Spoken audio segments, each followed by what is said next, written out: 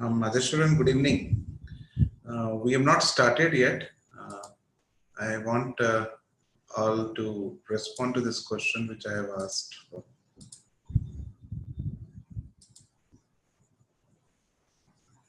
What qualities are considered to be bad of an online auditor? We are not talking about physical workplace audit. It is online auditor.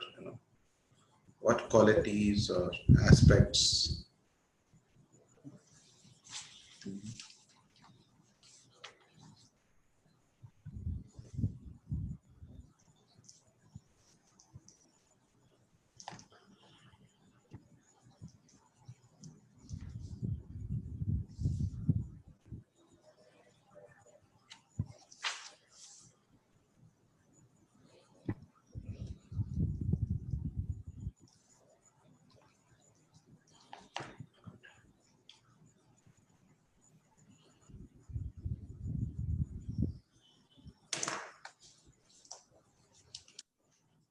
It's relative, Rajshekhar.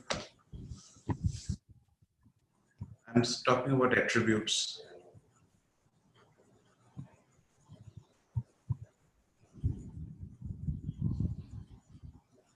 You may be right, Rajshekhar, but my perspective was what is considered to be a bad quality. That's what I'm saying. I have written it's not bad quality. What qualities are to be considered bad?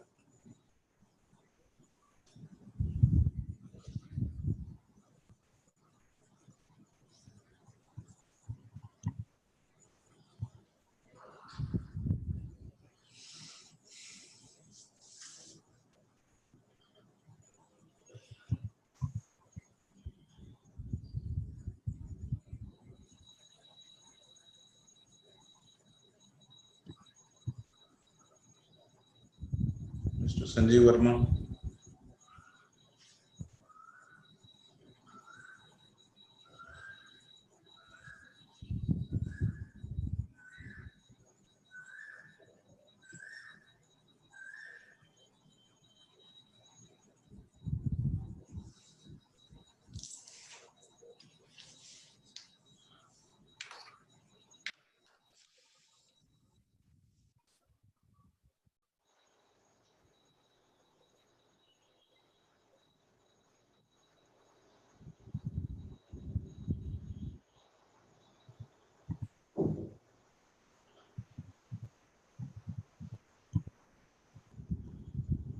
So, Venkana, if you can unmute yourself and talk. Good evening, sir. Yeah, you said decorum. What do you understand by decorum? Decorum means disturbances means it should be smooth, sir. There should not be any disturbance during the auditing, online auditing. Correct. And there should not be any unwanted slides or information to be shared during the audit to the auditing or the client.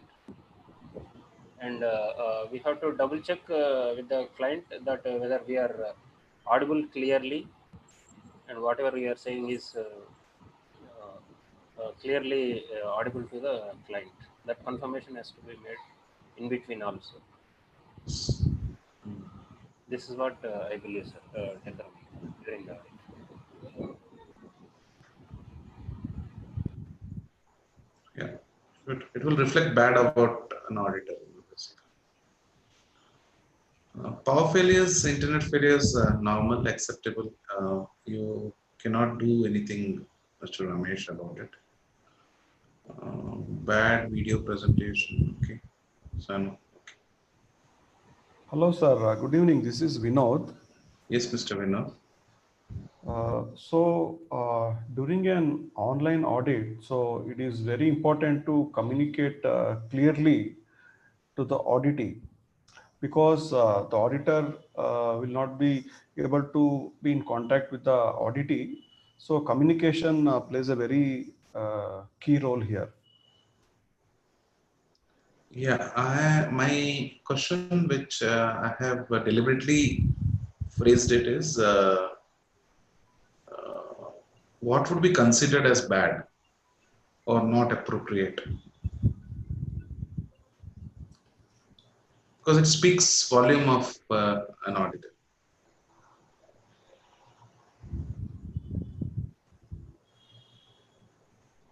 We are purely talking about online auditing, online auditor.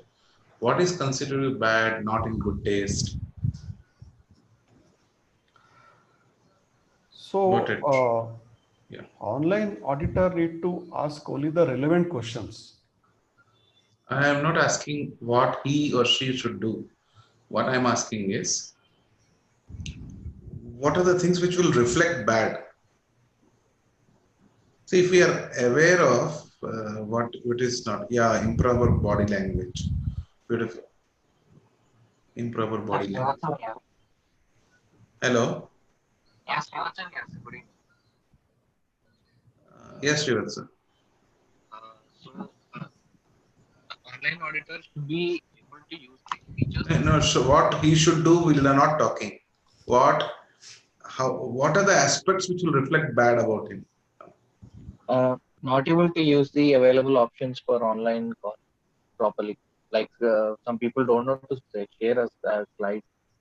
So some people don't know how to mute, unmute, how to use video, when to use video, and the proper dressing, body language. These things really matter a lot.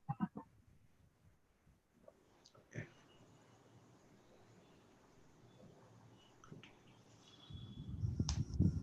Yeah, Krishna, unwanted issues discussion should be avoided.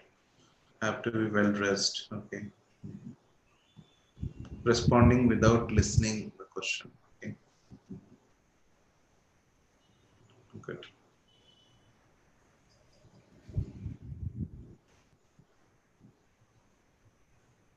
Another thing is background really matters, sir, where you are sitting. You should not sit where people are moving at your back. That really distracts the other person. Who is this? Srivastava, Yes, you're right. Have a that's place where it is distraction free kind of a thing. correct. Environmental noise and people moving. So these things should be completely avoided. Avoided. Yes, yes. And the tone of the auditor as well should be clear and crisp. Who is this? This is Gautam, sir. Gautam. Yes, Gautam. The tone should be clear and crisp. Mhm. Yes. Shouldn't be like demanding or like bossing. I'm muting all because there is again people are not respecting the. Uh,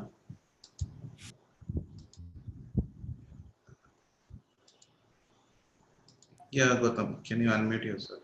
Yeah, poor communication skills and the tone of the auditor should be like crisp and clean. Mhm. Shouldn't be demanding. Correct. So, a few things which I have understood is, yeah, I'll just take it forward. See, one is it is related to your technical settings. Anything goes wrong here or it's not properly planned, it reflects bad about an auditor. Second, the attire of an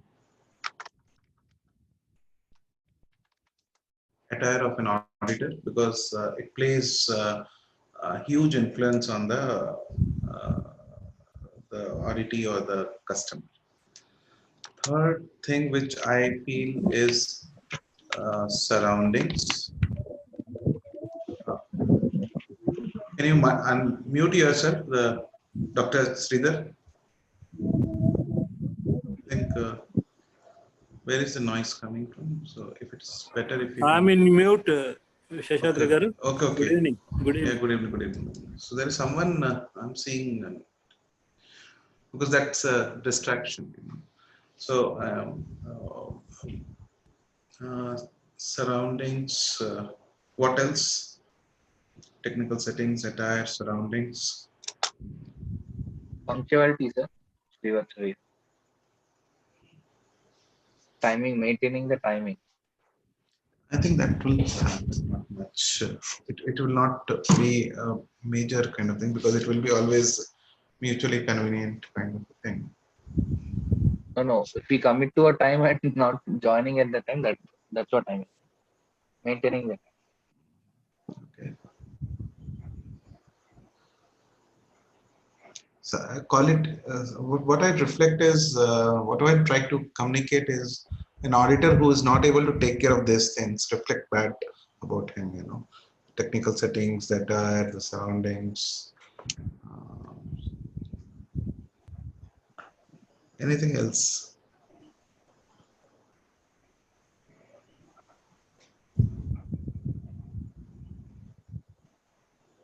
I'm not talking about usual things, listening and all those arrogance. See, we are above those things actually. Preparedness, punctuality, we are above all those things. That's the way I believe. Otherwise, that's the basics. Any other important things which reflect bad about auditors? Akhilesh.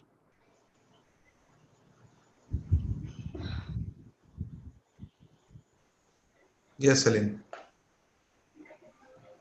Yes, sir. Knowledge on the subject.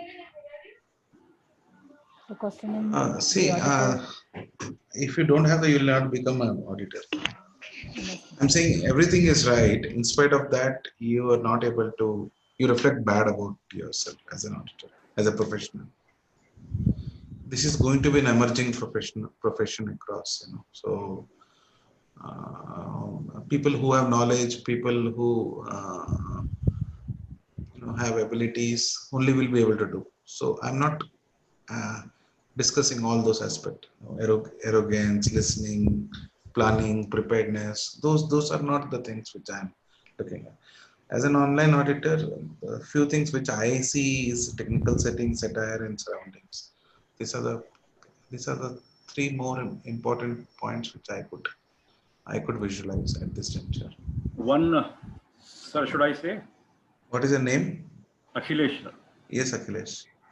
See, most of the things we discuss are all applicable, but they are generic, I believe. Yes. Not for auditor alone. Actually, being a good professional, you have to always explicitly behave this way. Correct. But for online auditor, I think one of the things which I have experienced over the years is that you should be on time. That is, means if you expect your audience to be in discipline, you should be the first actually to follow that. Means lead from the example kind of thing. So this online discipline is actually something which is very, very important. And like you've been saying, you've been emphasizing the decorum actually of the entire time slot within which we interact. Yeah. So surroundings, decorum, will get covered. I think broadly these are the few things. If we keep it simple, I think these are the things which we should consider. Good. Thank you so much. So today we are at day 2. And what's the time? It's around 7:06. Yeah. So we are going to discuss auditing implementation. Again, there is a lot of noise behind.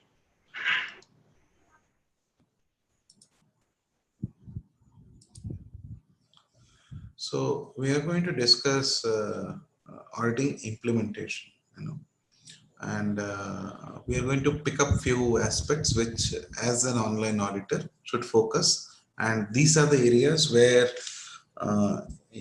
we as online auditors would be able to add value. This is what I perceive.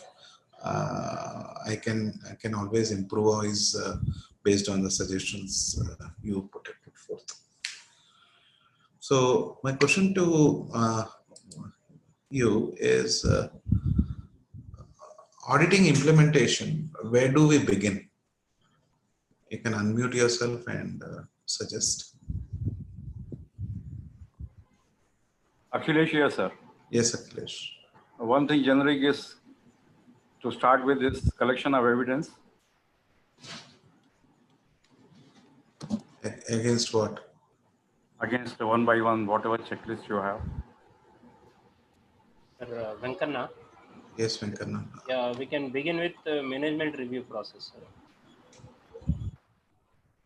Okay. Sir, I didn't hear this, sir. I didn't hear this. Krishna, sir. Yes, Krishna. Hello. Yes. Opening meeting first begin, sir.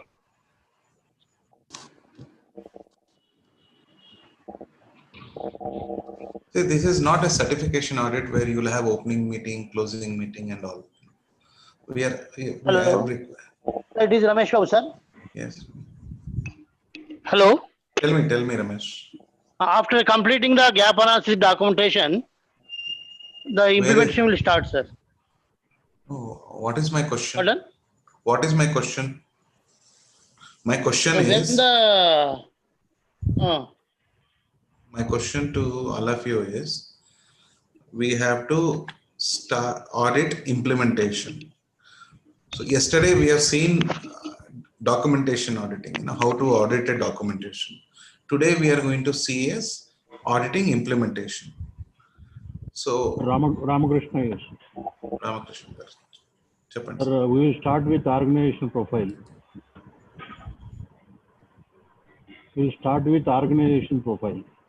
Sir, I'm talking about implementation, not documentation.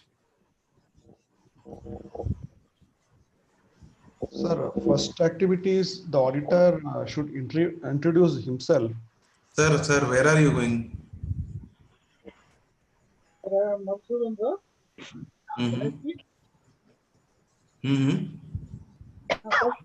Customer requirement, how customer is gathering the customer requirement.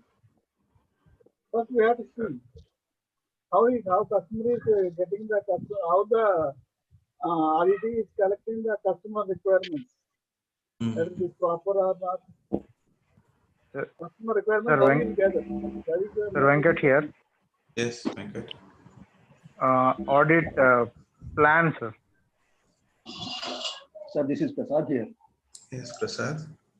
Sir, we need to basically understand the requirements of the customer. People who are not speaking, kindly keep it muted because there is a lot of distraction happening. We should have to gather the requirements of the customer in the sense what he is into, what are his processes basically, and how the process interaction goes from one module to the other module. I mean one.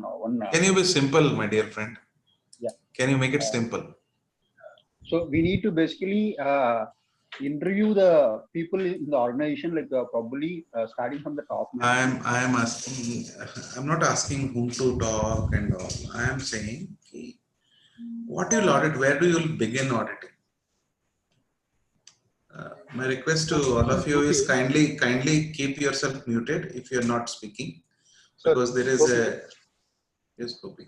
Yeah, we'll start with the list of processes. What are the processes followed in the organization, and then start with the measuring the processes. Sir, you already seen that when you are doing auditing and documentation, right? Ramakrishna here, sir. Yes, if I am not wrong, we will check whether they have Zoom or Skype, whatever they have. Sir. So this is Gautam. Yes, sir. We need to see what's being transferred into new, like from what to what new. Kranti. Sir Venkana. Yes, sir, we have to start whether the quality policy is communicated to the employees. No, sir. Please don't do that. Responsibilities matrix, whether it is implemented. I see that I'm trying to provoke you to think. Yeah. You are again coming to usual audit. You are not going to add value there. It's a context setting, I think, Raj here. It's a context setting. You need to set the context. Sir, Kranti here. Master list of records. How the collecting the customer feedback. First, we have to see. Sir, legal identity. Yeah, Divya. Sir, Venkat here. Sir, risk analysis. I'll make it simple. Kranti, will you have anything to say? I've already said that it is master list of documents. No. I'm again emphasize. Varma sir boli. Yeah. So setting the deliverables depending on the requirement of customers. No. Okay, I'll set the context, sir. I'll set the context, sir. I like to create a right understanding so that it helps a client. The first thing which you should audit implementation is take up 3 completed orders, right from inquiry generation, the way the order was processed, the way the order was either if it's a production, if it's a service provision, how it went through the complete processes, how it was delivered, what was the post-delivery activities. This is the first thing which you should do, because this will give you whether the company or the organization has adopted the process approach and whether it has taken roots or not.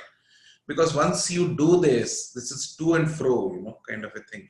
If you do this, you will figure it out and you'll be able to add a lot of value to client. Many times when I do this kind of audits, there are a lot of gaps you will be able to tell to the management.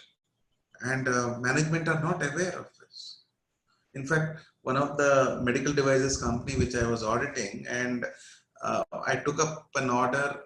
It was a Japanese company. The parent company is Japanese. When I was going through that cycle of to and fro, I figured out there was a loss, incurring a loss. The company was incurring a loss of about 1.5 CR. It's about 2 years back. I don't remember the exact situation. But when you go through that process, when you bring it to the notice of the management, it would have to, it helps the management to take a timely action actually. Otherwise, they consider the things are okay. And the stores in charge was also not aware that such loss has occurred and all kind of thing. So the first thing which, as an online auditor, you should be able to pick up is a completed order. Pick up a completed order, say how it was sourced, how did the order begin, how it was processed, what kind of delivery stages it had. Do you all agree to this? Does it make sense?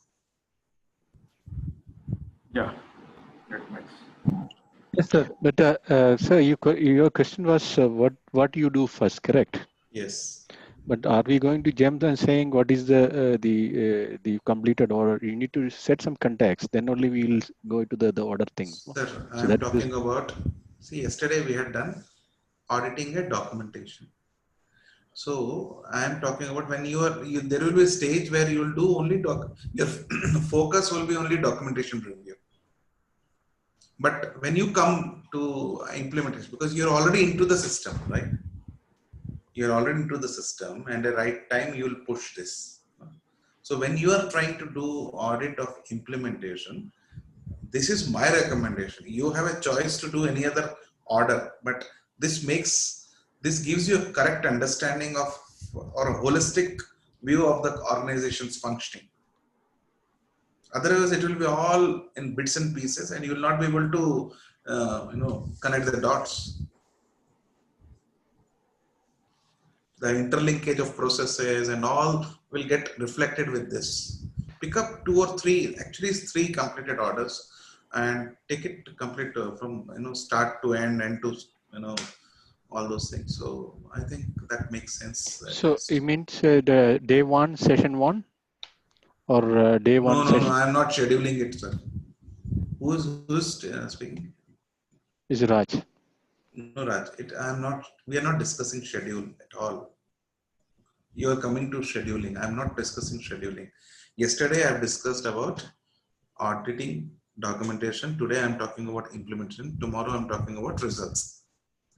But when you are trying to audit the implementation aspect, this is where you should start with, is what I am suggesting. Because this will give you a complete picture of the organization's functioning. There's no other way you can get the complete picture. You'll get confined to documentation otherwise. The process effectiveness you'll only come to know if you see this. And see, if you're doing a weekly 90-minute session with a client for next 52 weeks, one of the session you should focus on this, is what my expectation is. You're not going to spend whole day auditing a client. They'll not give time. I'm talking about an assignment where you are associated with a client on an ongoing basis for 52 weeks. And one of the weeks you have to schedule it as per the understanding with the client. This is my thought. Raj. Yeah. So in a completed orders, what you'll check, Raj?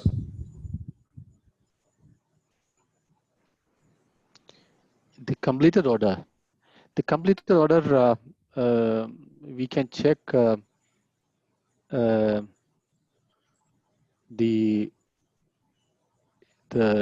whatever promised Yes. deliverables have been it is delivered. Not a promise, it is commitments which is commitments been done. Yes. Yes. Whether they have met that commitments or not. Very good. If they are not met, why they have not met? Okay. What else will check? And then what are the deliverables? Any time to you can say SLAs. So did you met that? How the SLAs is commitment levels. That's it. But yeah. More importantly, I would The payment. More important is what you should do. Did they follow a process which they have laid it out? In case they have deviated, with whose permission and all. That's another area where you could be a checkpoint. You mean ship to order? Ramesh. Yes, Mr. Ramesh. According to what I understand is, we have to make it start from the inquiry generation onwards. Yes. From the time the inquiry comes in, giving a commitment of what is acceptable, what is not acceptable, specifying the requirements, feasibility, and whatever other documentation you create, that stage has to be fulfilled till the delivery.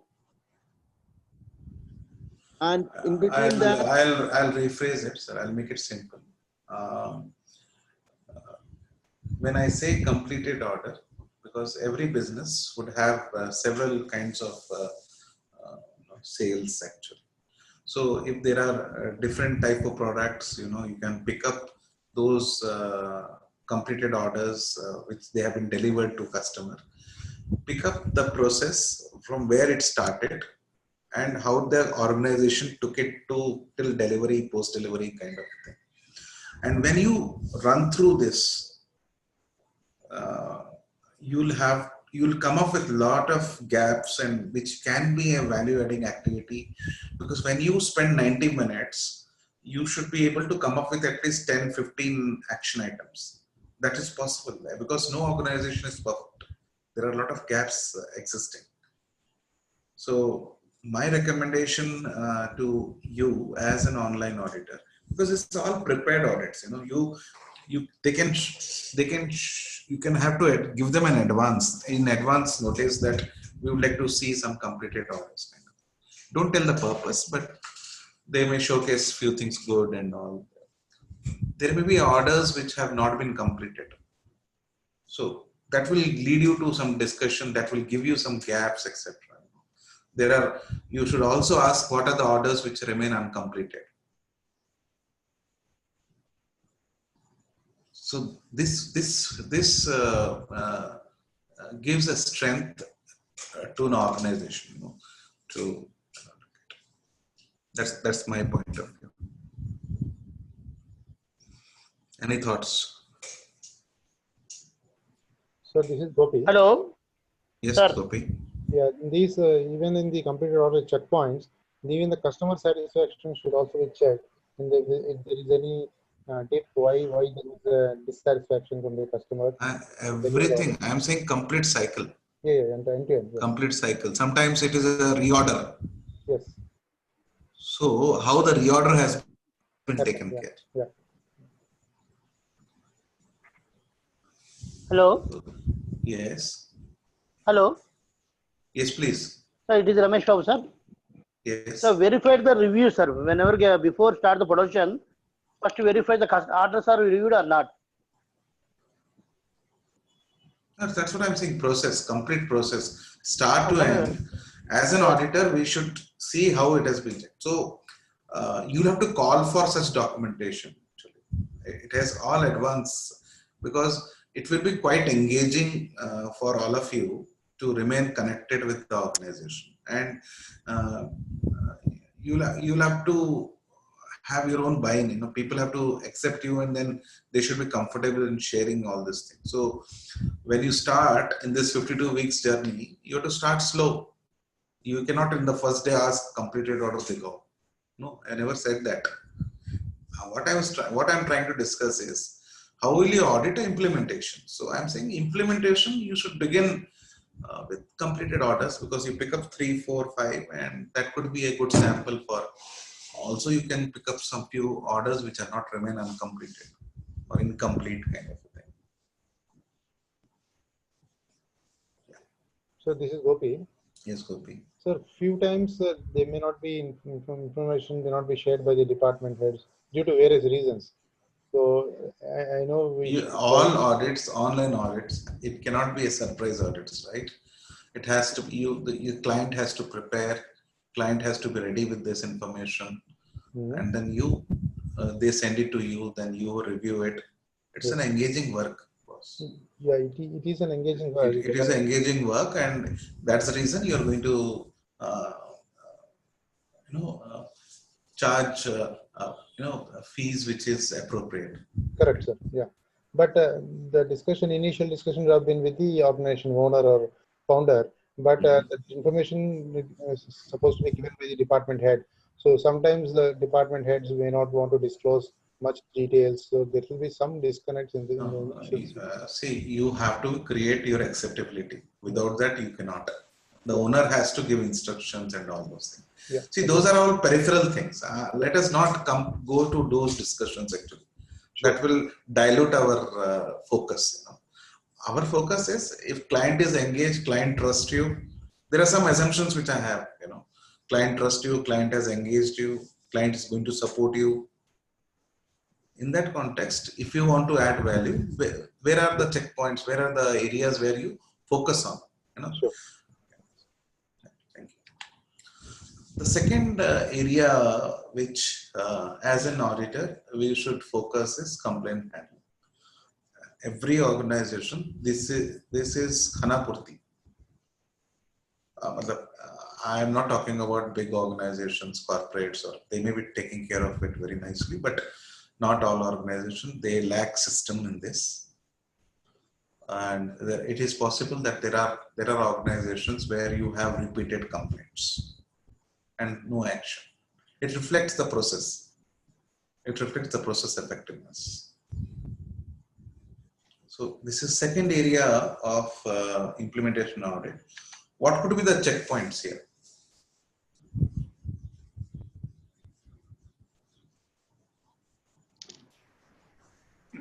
There's a complaint has been addressed correctly. So who is this? Raj here. Yes, Raj. So is there any maybe you have a define a 24 hours, 48 hours timeline for this complaint has been addressed correctly, and what is the process? What is the ideal process for a complaint handling? Sir, Akhilesh here. Yes, Akhilesh.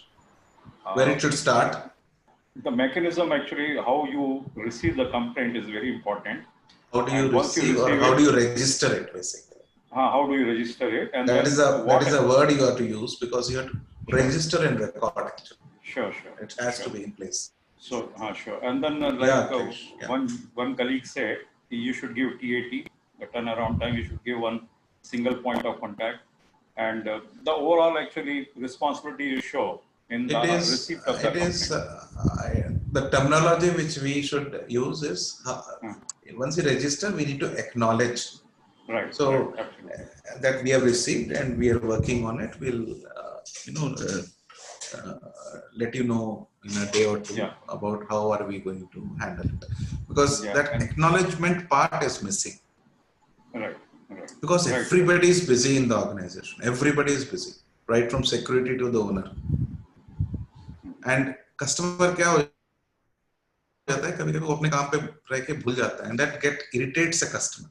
Some customers don't complain, they go away and they look for some other option. So, and loss of customer is a huge loss for an organization. So my perspective is, this is one area where we should audit how they are registering, how they are acknowledging, how are they working on the solutions, how are they ensuring that it is not repeated. It is possible that it's getting repeated quite often with different customers, and the management didn't have time to work on it. Sometimes that's a fact, actually. Many times the management don't have time to work on the complaints. They have their own challenges. It's not deliberately, but they have their own challenges. It could be a competency level, or it could be resource constraint. Many things.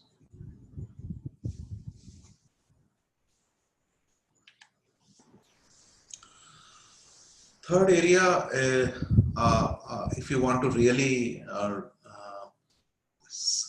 audit the implementation, is the business reviews. So what does business reviews include?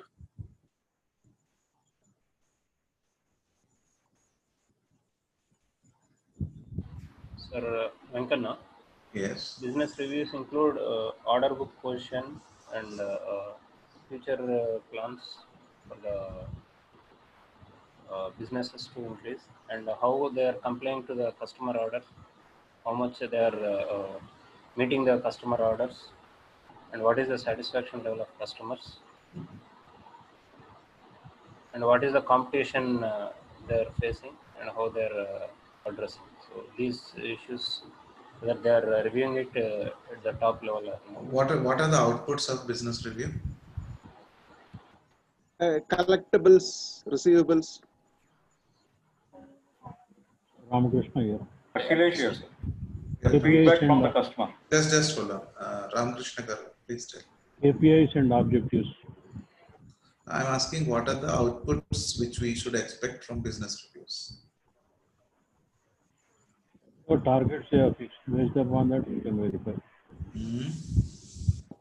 Objectives, and objectives, they have certain targets. Against the targets, whatever they achieve, that can be verified. KPIs and objectives. Sir, most of you have studied the ISO standards. Uh, there is an input and output for management reviews, right? So there are three elements of outputs. What are those? Resource requirement. Wonderful. And if there is any changes needs to be done to the management system, yes. And what is one?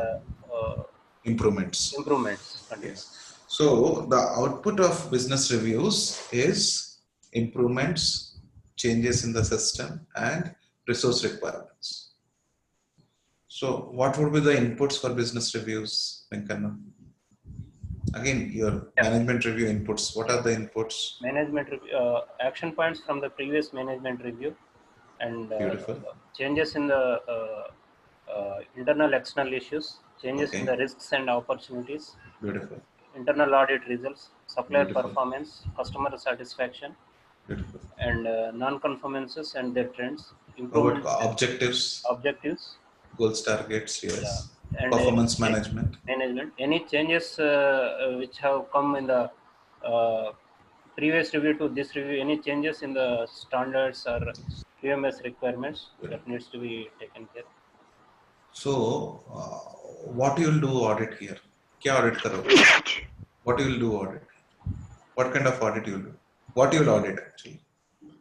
Whether all the inputs are taken for this business review or not, that has to be checked. So you will have to audit what? We have to audit the MRM minutes. Yes. Because the minutes will reflect, whether they have a process to, take care kind of a thing. Yes. If there is no minutes of meeting, you build a culture in the organization. It need not be a register. You don't have to. It could be just an Excel sheet. Yeah. It could be just an Excel sheet.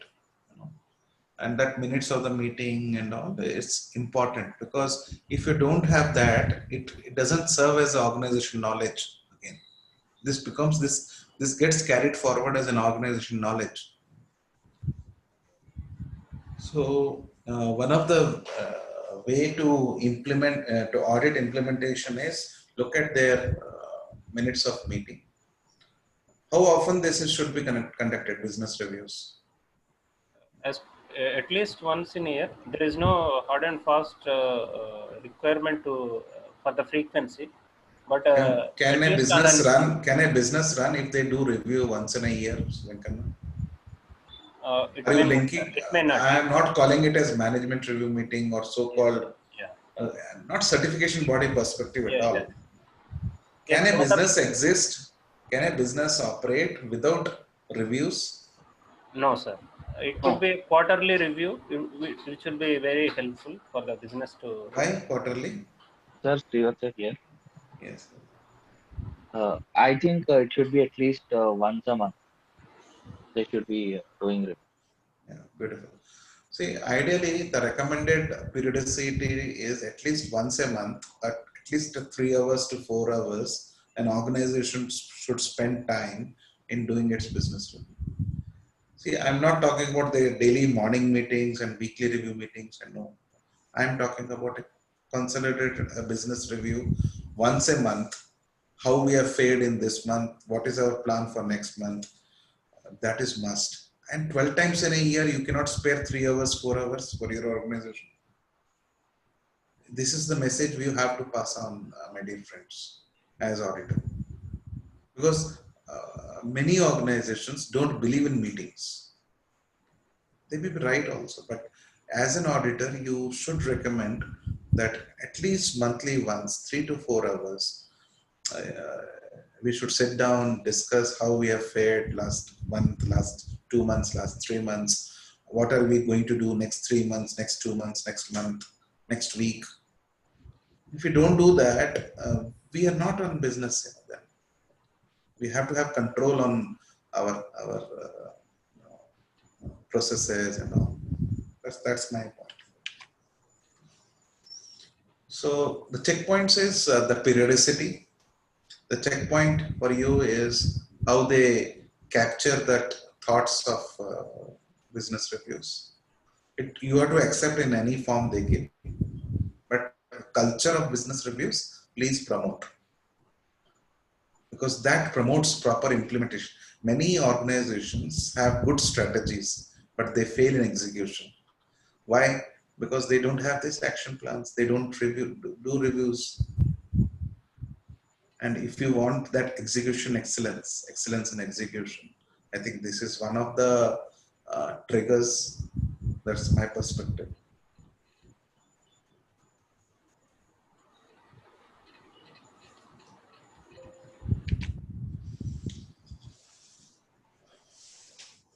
Sir, Srivastav here. I just could you please repeat the inputs and outputs to business reviews? It was pretty fast. I couldn't take notes. The recording will be available. Okay. Another area where we should audit is does this culture exist in the organization? People come up with new designs, people come with new activities, but they don't capture the uncertainties. They don't consider what might go wrong. You know? So you will have to, in the documentation, they may have a procedure to do risk assessment, but that is only a procedure. But have they implemented, how well they have implemented, for what activities they have implemented? There are new projects which has come in, and have they done risk assessment? So one of the ways which we should prepare our client organization is developing this culture of risk-based thinking, so that there is a limited time which they have to devote for corrections, corrective actions, and all. I don't see many organizations do this. Many organizations don't do this. For sake of ISO certification, for certificate, they do it and keep it. But is that a culture? I don't think so. And that's where you and me can do a lot of contribution to the organization. And the owners will thank us, that we have helped them to build this culture. Because the kind of stress and strain the entrepreneurs go through, because they didn't visualize, or they didn't had foreseen what might go wrong, is too much. The cost is associated with everything which goes wrong. So, this risk-based thinking. So this can be also a part of the management, the previous one, business review. So you can include there itself, correct? Yes, sir. It is part of the business. It is part of business review, but I'm talking about a culture. See, the word which I've used is a culture. Doing reviews in business, how much time in 3 hours? In 3 hours time, how many things you'll review? Sometimes it is very difficult. And especially the processes which they get implemented in the organization. Maybe risk you have covered at an overall broader level. What about the process level? So you have 1 year to work with an organization. Pick up one area and then try to, because once you demonstrate, maybe the organization is intelligent enough to take the lessons and implement across in the organization. That's the message. You don't have to do risk, check everything in the organization. Pick up one process and then take it through. It could be a marketing and sales. And normally organizations don't do marketing and sales risk-based thinking. They take things for granted. Either they do risk-based thinking only to take care of the production or service kind of thing. But what about market sales? What about the accounts, finance? So you'll get a lot of checkpoints depending on what you are trying to. and you have to be a great support for an organization, because uh, scheduling, you can be as creative as possible. Right? Can be as creative as possible, and then sometimes you can do a documentation audit, sometimes you can do a audit of a result, sometimes you can do a implementation audit. Mix it well so that client keeps getting benefited. And I don't want to recommend any particular format for it. You have to see 52 weeks, and your association has to be continuous, unless at least for 3 years, 5 years kind of thing. Then only you get benefited, the client gets benefited. You understand the organization better in that process.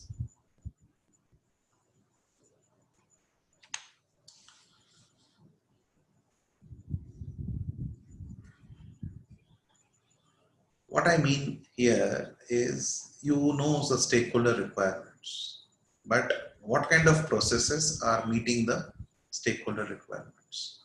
Who is checking the gaps? No one in the organization. Yes, you are only taking care of the customer, or as per the contract to the service provider or supplier. That's all. There's more to it. Process versus stakeholders. What could be the checkpoints when you're trying to implement? Because this I consider is under implementation. You have tabulated requirements, you have tabulated processes. What I'm trying to asking you is how the requirements are met, which process helps you to meet these requirements, those requirements of stakeholders. So what could be the checkpoints? Sir, is there any, Venkanna, is there any connection between stakeholder requirements and process? Is it linked in some matrix, or which process will address which stakeholder requirements? You can, if you are tabulating your stakeholder requirements, you can always have a name of the stakeholder or type of stakeholder, needs, expectation, and process. Yeah. That could be one of the ways where you can. Yeah. And also you can mention risk also there. But the focus which I'm trying to, the emphasis which I'm trying to lay here is, even if you're tabulating it, sometimes the requirements captured by the organization, there is no process to fulfill it actually. It happens. Or employee is a stakeholder, they have their needs, but do you have processes to meet their requirements? Yeah, through HR related process. Many organizations do not have a HR boss. Of course. So here I'm talking about small organizations who have to take care, and you are going to be a good support system for these organizations. And you have to teach them is to take care of their internal customers first, so that internal customers take care of the external customers. But our focus is either most on customers only, and other external agencies, external stakeholders kind of. We miss out on many of the things internally. So this could be a checkpoint, I believe.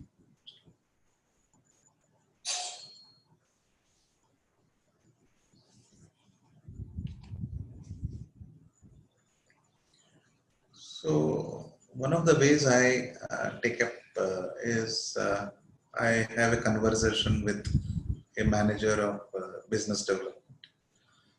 Try to know what are his responsibilities, role, authorities, and which processes he used to fulfill or carry out his responsibilities. This is a beautiful way of knowing how the organization is functioning. You can pick up 3 or 4 positions in the organization. Get to know what are their responsibilities. Many a time people are not clear about their responsibilities. They talk about activities. मैं ये करता हूँ, मैं ये करता हूँ, मैं ये करता हूँ. That is not a responsibility.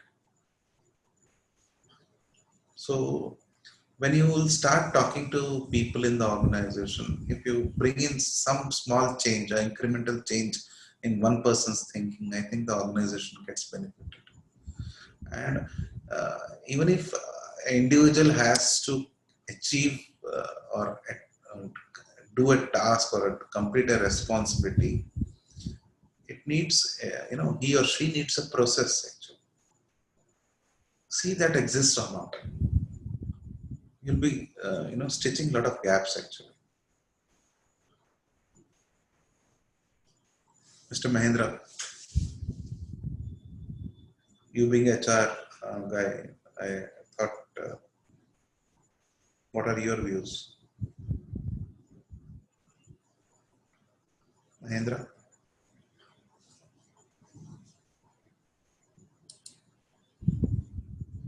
Any other person who has a thought on this?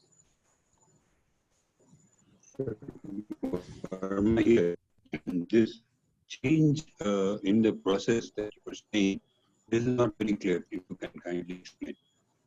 Sir, can you ask me again? You said Hello? every incremental change which we bring about is expected by the organization. On the process of implementing that change, if you kindly elaborate. I have not understood your question. Can you write down in the chat box, sir?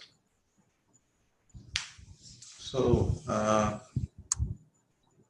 Mr. Parsarthi. Ramakrishna. Yeah, Mr. Ramakrishna.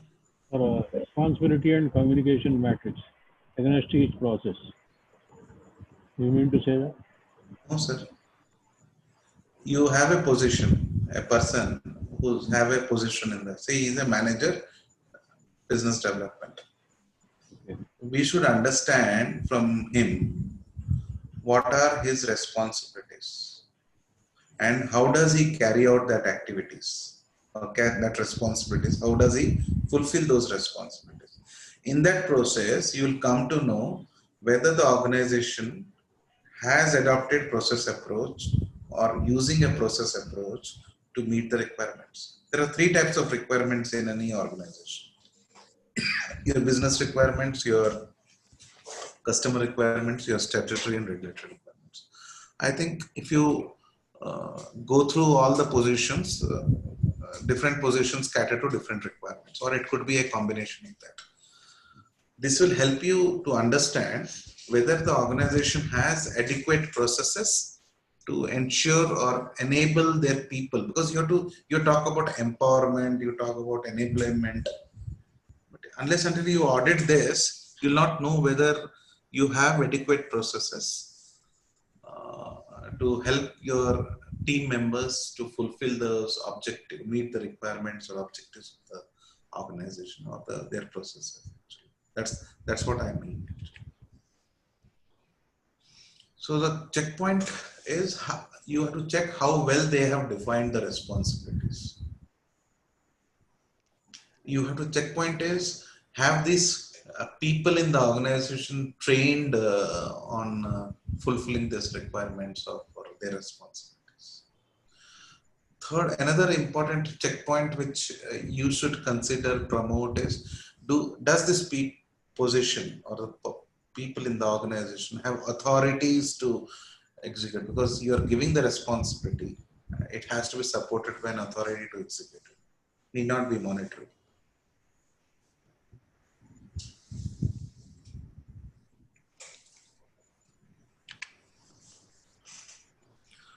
Another area where you can do implementation audit is what efforts are going in to meet the requirements, compliance, statutory and regulatory requirements.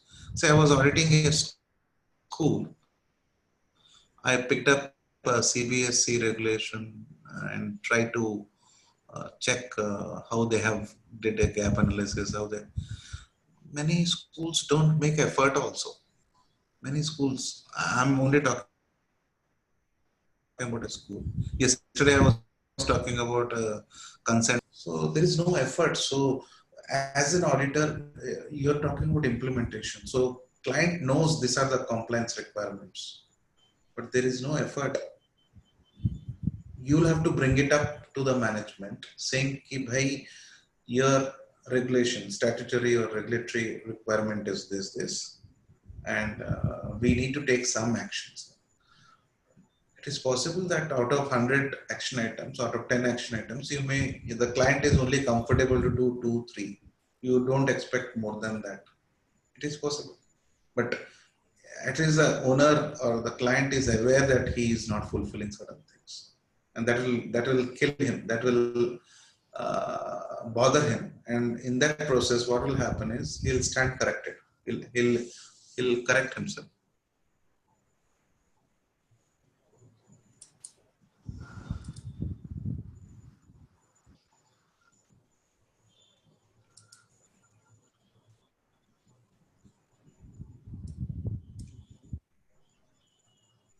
So why here effort we need to measure it here, effort? What? Can you repeat your question? My question is, you mentioned effort and compliance. It's not end compliance. See, every organization is expected to have certain compliance or requirements, compliance requirements.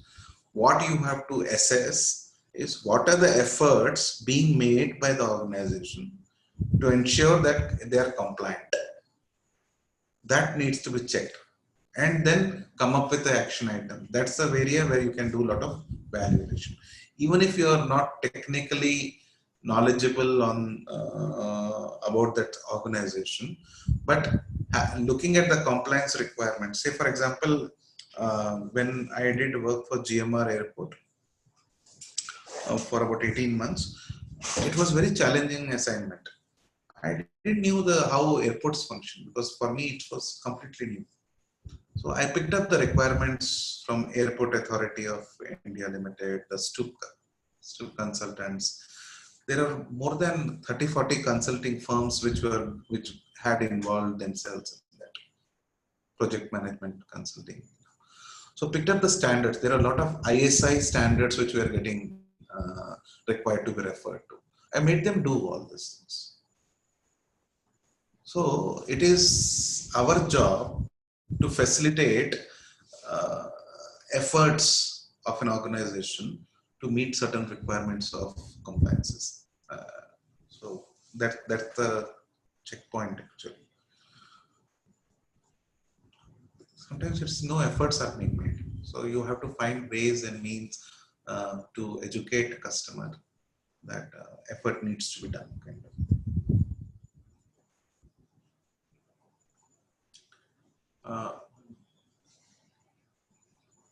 It could be electrical safety, a small office. I don't know if there's some regulation there related to water, related to Shops and Establishment Act. There are so many requirements, but client is not aware because he started the business to earn money, make money. These things are hindrance for him, so he'll have less attention to it. We have to help him. We have to educate him. So the point which I'm trying to drive here is when you do audit of implementation,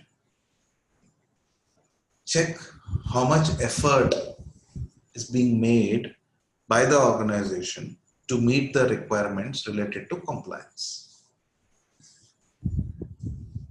And give them 10-15, because every time you spend 90 minutes with the organization, you give 10-15 action items. And if you do this every week, 10-15 action items, in a year you'll have more than 500 plus action items. Will the client not get benefited? It will. Maybe all they'll not be. So here the assumption is that if an organization does not have, pollution control board certificate for running a plant.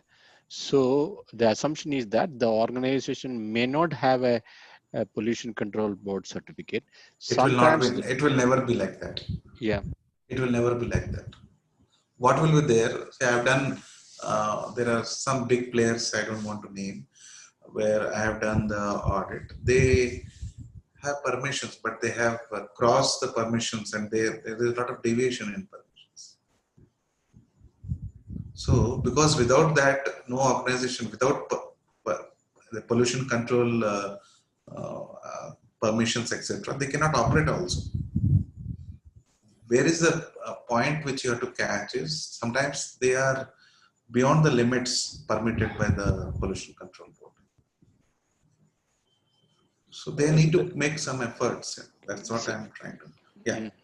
So what I'm saying is, so you are going to check in with some benchmarks. Say, for example, any kind of the regulation or something like that. What is the effort? Not the benchmark, sir.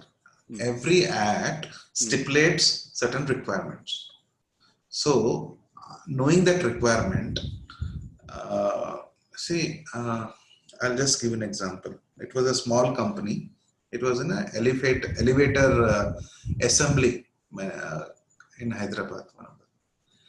So I had deputed my auditor and asked him to go and give them action items so that they improve. And when I noticed the audit report, in the audit report, he has not referred to any standard or requirement of this. And when I asked this Mr. Rajan why he didn't refer anything, he says there is no acts or regulations pertaining to elevators or lifts. Then he was there in my presence, and then we tried to Google, and we found out there is a Lifts Act 1953 Chennai, and we took a printout, and there were more than 50 points which we could have communicated to the client. If not 50, at least 5 we should have communicated, the major ones. I sent him back with this report and then asked the client to work on it. So that is what I am saying, efforts. Client is not aware. It's not ISO. Even ISO promotes implementation of regulations and acts. So there's no efforts happening in the organization. So you and me as online auditors should read, should prepare, and then try to help the clients. That's my point which I'm trying to throw out.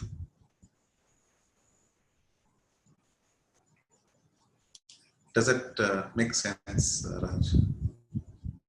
Yeah. So So the what I was thinking. So when we say efforts, so as you said, without as you given an elevator example, the act which you have mentioned. So, but they are still surviving, correct? There is no effort from them, but there are 150 odd checkpoints were there, but they are not aware. There was no effort from them, from the company, to understand what is the that is the opportunity we all have. So many of us who are professionals can contribute to the organizations, and in a larger interest of the society, in the organization, it is beneficial. So businesses can happen without ISO certification, without following the rules. Businesses can happen. But are we for that? What we are trying to put is right practices in the organization. Why only the top companies or big companies should implement best practices? Why not small companies? Internationally, globally, most of the companies are small companies, small organizations, and they make every effort to ensure that they are compliant, they are having a processes. They do a lot of work, and most of the organizations which I have understood is family-owned organizations abroad. Many of them are family-owned organizations, but they make a lot of effort in learning and then trying to be compliant, because they're scared of actually. They don't want to take risk of going wrong, the brand getting affected. Without our audit, things organizations will still continue. But where I'm coming from is, as an online auditor, this is a new profession which we can take up and support organizations. It can be an empire could be built in this business also.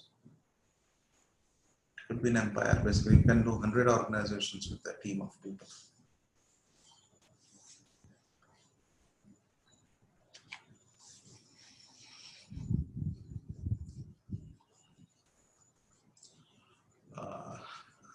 Don't link it with ISO audits and all. Things go wrong in every organization every day, but you will have to find a method to capture them and structure them and ensure that we take care of them and it's not repeated. So the best way to generate a dialogue is, what are the things which has gone wrong in last one? Where did it got captured? People don't have a place where they capture such non-conformities. Complaints, yes, that is also a non-conformity. But apart from that, routine operations, there are a lot of mistakes which keep happening. Who's capturing them? So you have to educate to a client that, hey, capturing helps you to ensure that you prevent this type of issues in the organization, and you save a lot of time so that you can work on, you can give time to other activities which make sense, kind of thing.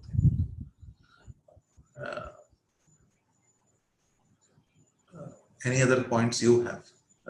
What could be the other checkpoints?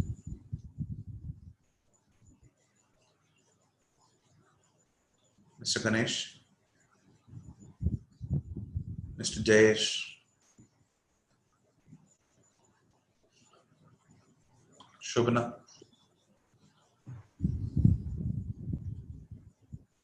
So Jay is here. Yes, Jayesh. Yeah, so we can also check how effectively they are taking action, so it is not get repeated. Yes, right. Shobana. Yes, sir. Is there any action plan? Is there any action plan, and is it getting dragged to closure for the problems identified? See, very good. All of you are right. But one thing which I recommend is, do they train people on this? How to avoid, how to prevent and all? That doesn't happen actually. They have a problem, they have a non-conformity, they manage it, they solve it. But they need to train their own team members. They need to tell them, these are the reasons why this happened. And it should be kind of a, over a cup of tea they can talk and share, and that's where we have a role to play. Pick up, suppose you're spending 90 minutes in a week on discussing only on non-conformities in the organization. Pick up some 10-15 cases and discuss, and ask them how often you would like to discuss this. They'll figure it out. They'll figure it out. They can. So you go to the level which because of non-conformity and the COPQ, and how you can save that? Yes, sir. Because tell me, which organization focuses on COPQ? No, I'm asking. So that that way you have to slowly take it to that level. Actually, you have to slowly take them to that level.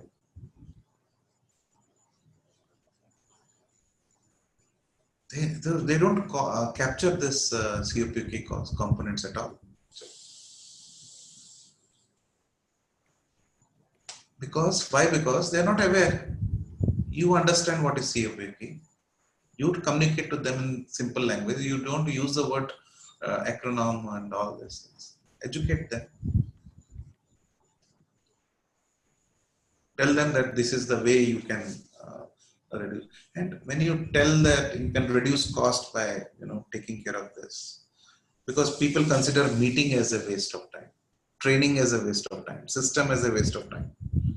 But one of the ways where you can ensure the COPQ is low is by these means actually.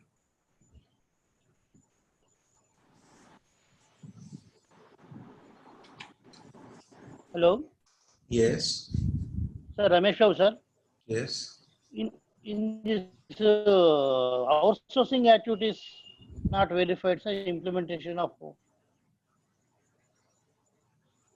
Sir.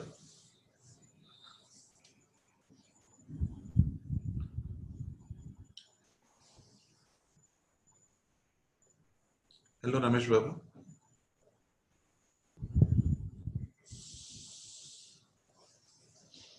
Hello.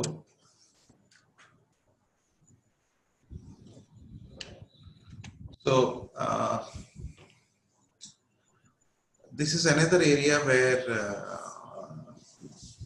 you can audit and get to know how well it's implemented. So analysis of data, you will have several sources like what Mr. Ramesh Babu was talking about, outsourcing activities, purchase activities, customer communication. There are whole complete operational sphere, complete dimensions you can definitely look at and cover is my point of view. So what could be the checkpoints, Shobna? Gautam? Here. Yeah. How often it's being collected and is it being used for improvement, the analysis of the data? More importantly, for which of the processes they collect data. That is more important. You know? They may be collecting only for few things, you know, few processes, not all. Whether they're collecting for all relevant processes. Yes, they need to, you know, they need to, because otherwise how they do decision making. Yeah. And many organizations are only outcome driven, you know. There's a concept called lag indicator, lead indicator. So who's monitoring the efforts? Should we focus on outcome or should we focus on efforts? Both are important. If we don't focus on efforts, we'll not get outcomes. So that's where we have to educate our customers about efforts measurement and outcome measurement. Important. We should have goals. We should have measures. But if we don't put right efforts, we'll not get right outcomes. So that's where I'm trying to promote analysis of data actually. This is where, because if you do this, complete implementation is taken care. Complete process performance gets reflected. Organization performance gets reflected.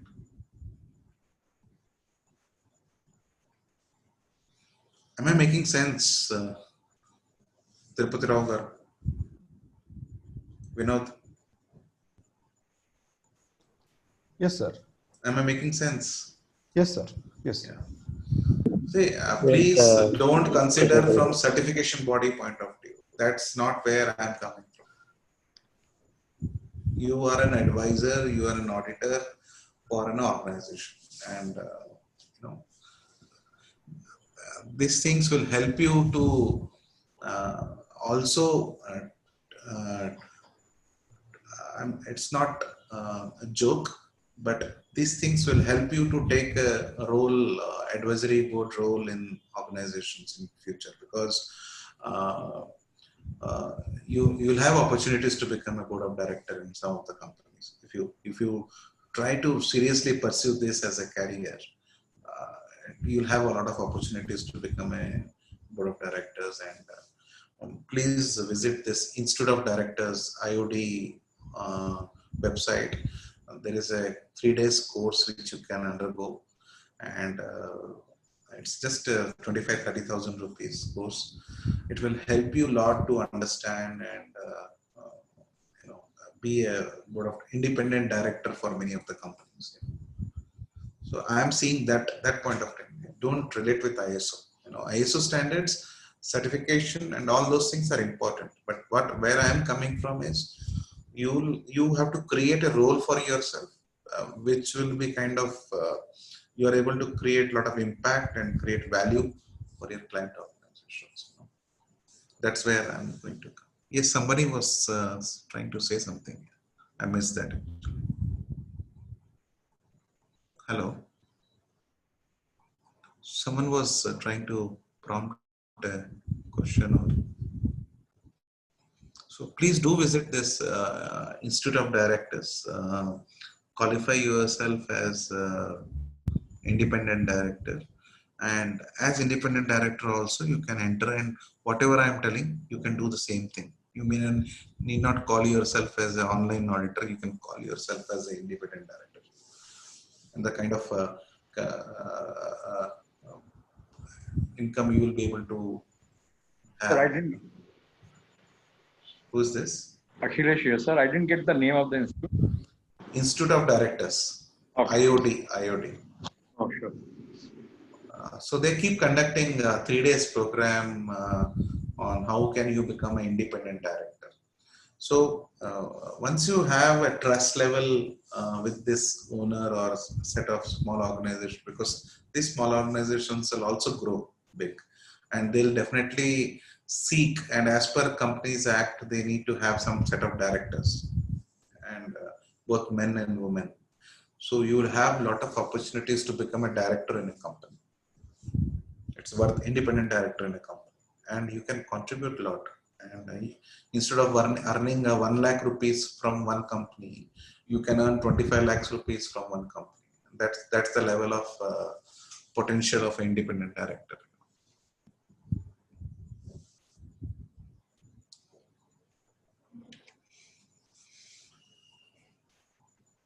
I lay emphasis on this because if this is okay, if you see gaps in this, that means the organization, everything is wrong in the organization. How orderly they are, how clean they are, how hygienic they are. I think you can come up with a number of checkpoints. You can really look at the conditions of operations. You can look at the culture. You can look at the mentality of the people there. So many checkpoints. This reflects real implementation because that's my perspective. Any other thoughts from people? Madheshwaran, what do you think? Sanu? I agree, sir. Absolutely. So I'm not telling you to go and promote 5S and all. No, I'm saying you have to check how orderly they are. There are different ways to check that. As an online auditor, you're not physically present. Then how will you check housekeeping? How will you check housekeeping of an organization? Because you're not visiting on a site, right?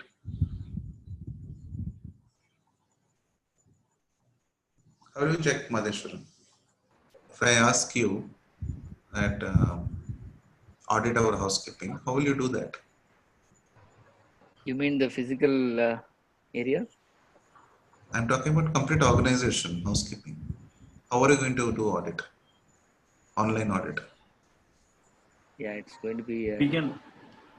difficult one, but I recall sometimes the one is in terms of people who use live showcasing through cameras in terms of the one of the ways. One of the way they Sir, Sri Krishna here. Yes, Sri Krishna. Sir, we can see the charts which they are maintained for different equipment, or when they were serviced, or at what point of time they have been maintained, or last recently maintained.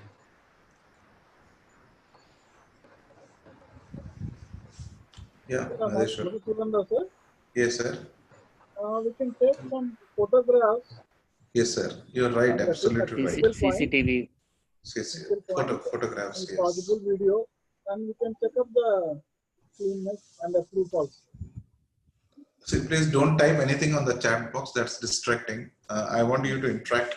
Well, I'm not seeing any chat box responses. You're right, Madhusudan Garu. So, as an auditor, if you want the organization to grow, improve, this is one area we should audit: housekeeping. And housekeeping is a broader term, beyond just cleanliness. beyond the cleanliness, everything and every aspect, whether it's a documentation, whether everything, Yeah, you could put it as orderliness. orderliness, everything in the life, in the business life. How well organized they are. Very, very important aspect. If this is good, I think organization is on a right path. So you create your own checkpoints. And very important aspect. My checkpoint says how many leaders they have developed.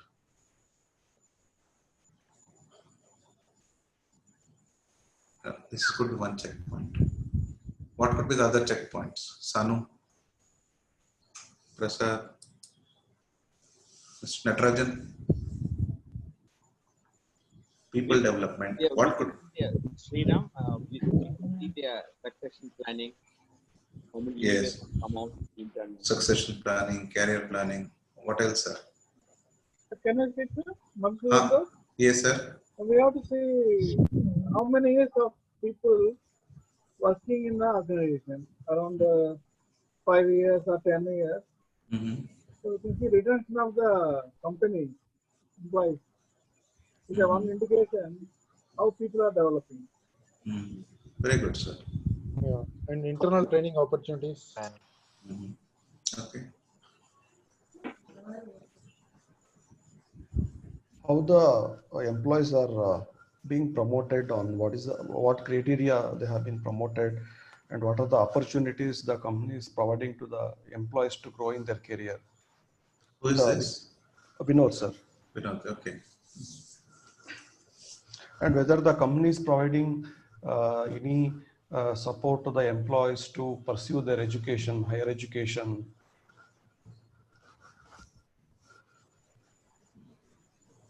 You're working for a corporate, sir? Yes, sir. Say, here we are trying to address corporates. Definitely, you can, what you're talking makes sense. Okay. But many of the small organizations will not offer this kind of benefits. Okay. Okay. Got it. So, India has more than 7 crore of micro and small enterprises. I'm talking about them actually. What you are talking about is 11 lakh corporates which are there in India. I'm talking about 7 crores MSMEs in India who needs help from people like you and me, Mr. Vinod. Okay. So Okay, that sir. they grow from 11 lakh to 12 lakh, 13 lakh, 15 lakh. So we have a lot of role to play, important role to play in contributing this development of this organization, small organizations. If we develop a small organization, the kind of employment it creates and the kind of inclusive growth it can happen is quite useful to the community, kind of thing. Yes, and sir. it has impact on social. Akhilesh here, sir. Akhilesh, police. One of the things I've seen in real time is after performance, they see the shortcomings of people and they release the performance improvement plan. Okay.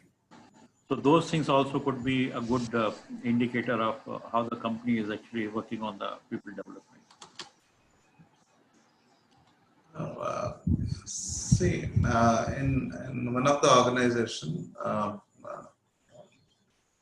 because here क्या होता है कि there is a person with multiple roles.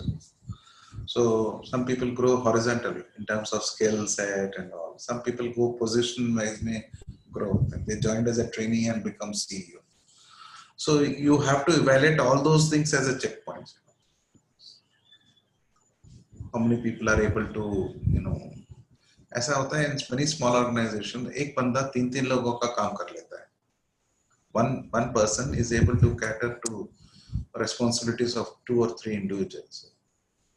That kind of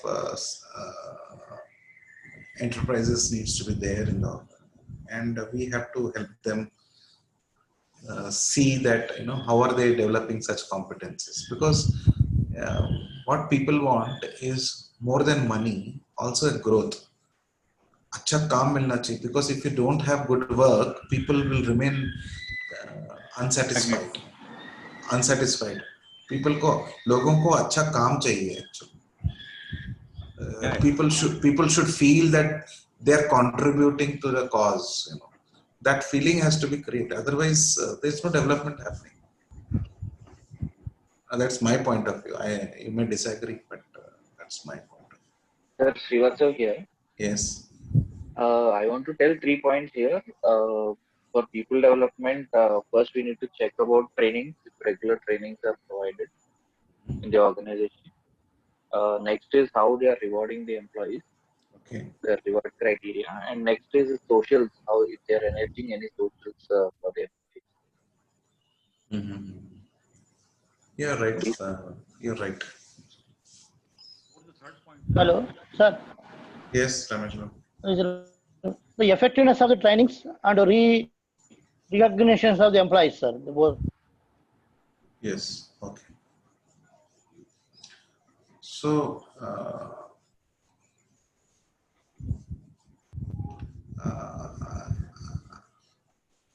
my question is, how will you assess people development happening in an organization?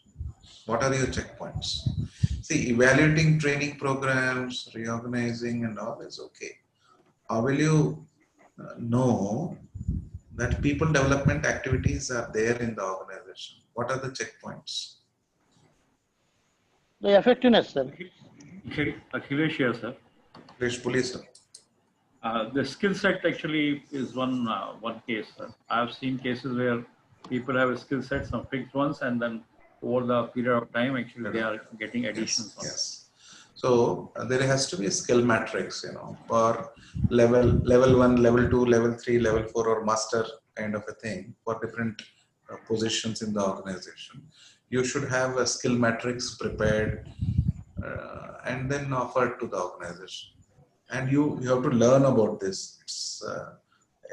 It is easy, but you have to transfer this knowledge to the organization. There's something called a skill matrix. You know. Sir, Damodar here, sir. Yes, Damodar.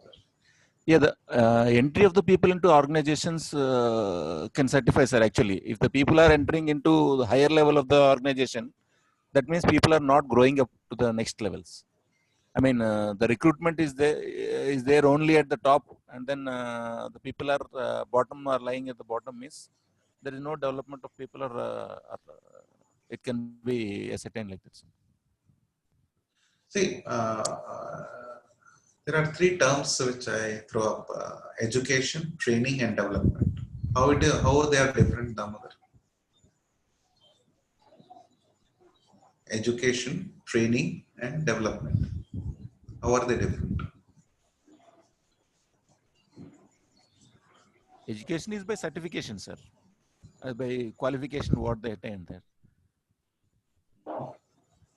And training is on field, actually, on site or. Sir Venkana, with respect to training, based on the skill matrix, skill requirements for a particular position, if the employee is having gap, then we provide the training to bridge that gap. So that is the training, apart from educational qualifications. See, any inputs given to in the organization, any inputs given for creating awareness is called as education. So any learning inputs given for creating awareness, so like for example, AIDS awareness to employees or drivers in the organization, right? You're creating awareness, that is education. You're implementing ERP, you're creating awareness, that's education.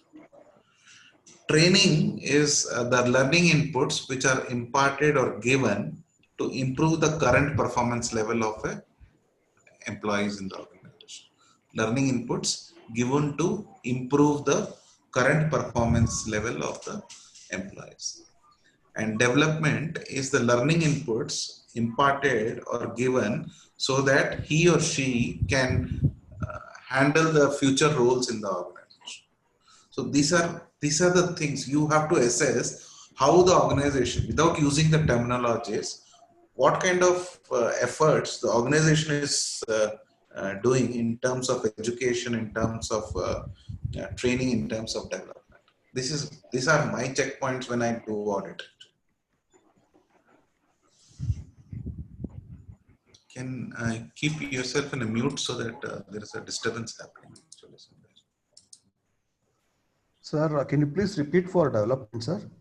Learning inputs provided to handle the future responsibilities or role in the organization.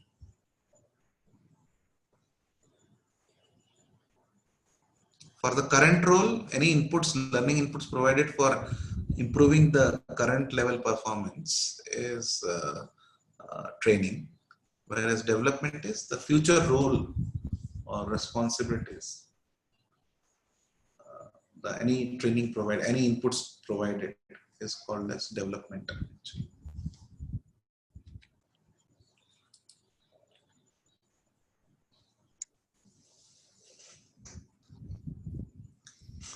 The most important aspect of using ISO standards is organization development.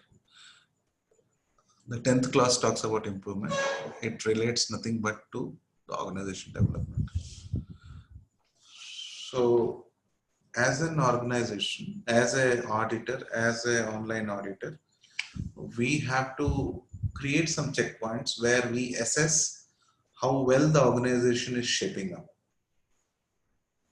how well the organization is growing, how well the organization is excelling, how well the organization is trying to ensure its sustainability.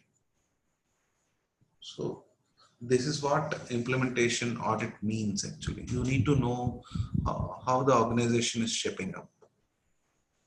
Are they developing? Are they growing? Are they excelling? Is it evolving as a brand? Because brands sell.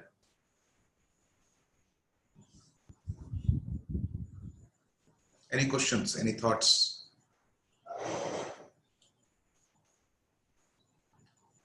There are different ways you can check the goals, you can check all those things are there. But what is important for you as an online auditor or a future role of yours as an independent director is, are you able to see that organization is growing and developing? All these things make sense then only, right?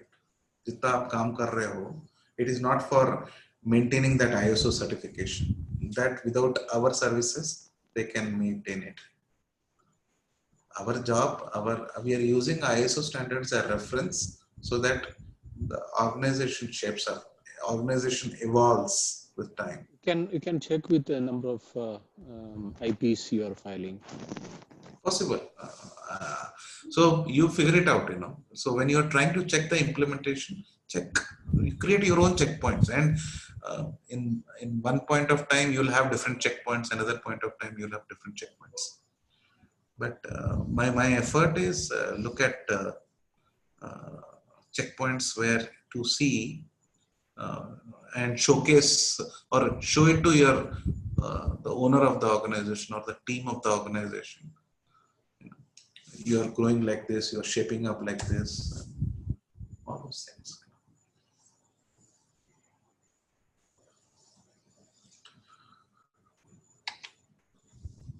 That's all for today. You have to ask me questions because I picked up very carefully this very well thought areas where you should focus on implementation, because too much of areas trying to look at implementation might not be advisable. So I picked up something which ensures the coverage of complete standards, irrespective of which standard you are talking of. But it also enables you to continuously have a dialogue, continuous engagement with the client, and there is a continuous contribution from your side to the organization. I'm open for questions. We are at 8:30.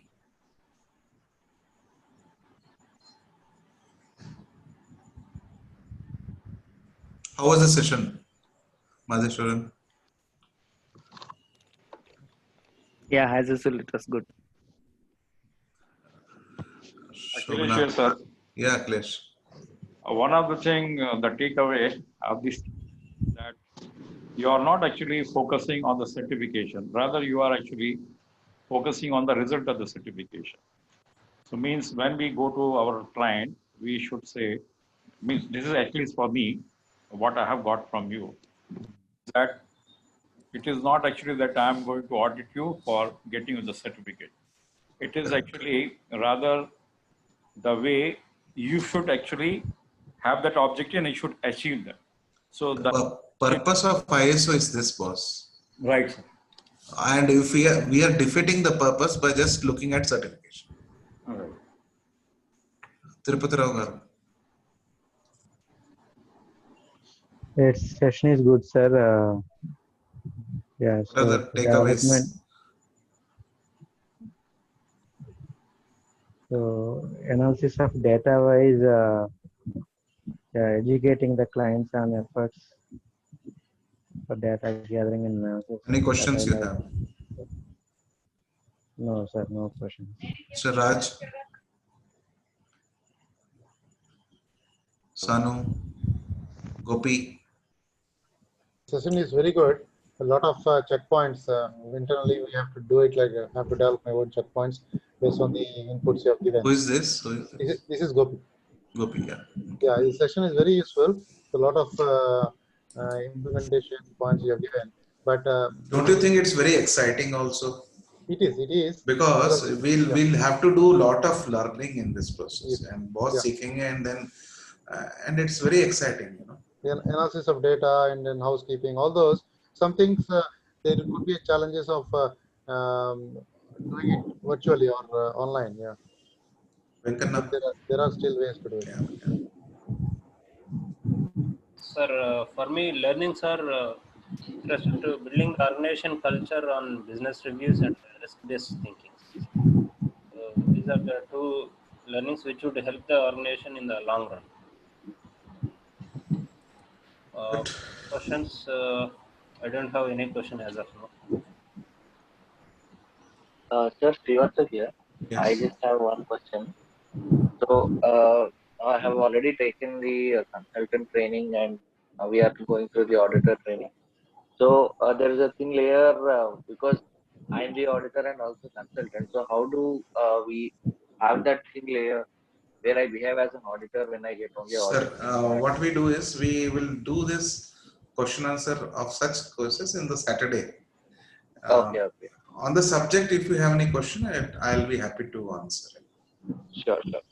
Any questions on the subject regarding functioning and all? Definitely, those are very. Who is this? Yeah.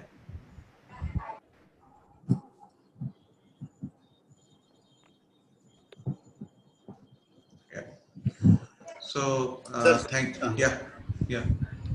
Regarding the data analysis part, can we suggest any tools for the organizations to operate, or just the way which they are doing will be suffice? Definitely, recommending a tool would be better because that will make their life easy. Yes, sir. So that can draw good conclusions also, which will be helpful for them. Yes. Gautam, you have raised your hand. Sir, it is quite intriguing to me. So it's been arousing my curiosity to learn few more things where missed few points were previously as well. So it is very good interaction having with you today, sir. To know few insights, new insights onto online auditing as well. Yeah. And sir, is this possible for you to share yesterday's presentation? Already shared in the group, right? So yesterday's we have got it, sir. Today's also we can get it. Very good, sir. It helps me. I'll do that. Nothing is mine. Nothing is mine. I have already. Everything is sourced from different sources and experience. So there's no copyright and nothing else there. I can share all this. Yeah, Madhish here, just one more clarification. Yes, As sir. part of this online auditing, as we are not doing it against the standard or something. So how does the audit findings are reported to the customer? We have it on fourth day, no, sir. Fourth day. Okay, great. Yeah. We have said that there are 3 phases: preparation, conducting, and reporting. Right. So all the 3 things will do it. Thank you, Parthasarthi, for your comment. So nice, Sandy. Thanks to all of you. Tomorrow we'll discuss how to audit results. Thank you so much. Good night to all of you. Thank you, sir. Good night. Thank you, sir. Good night. Good night, sir. Good night. Thank you.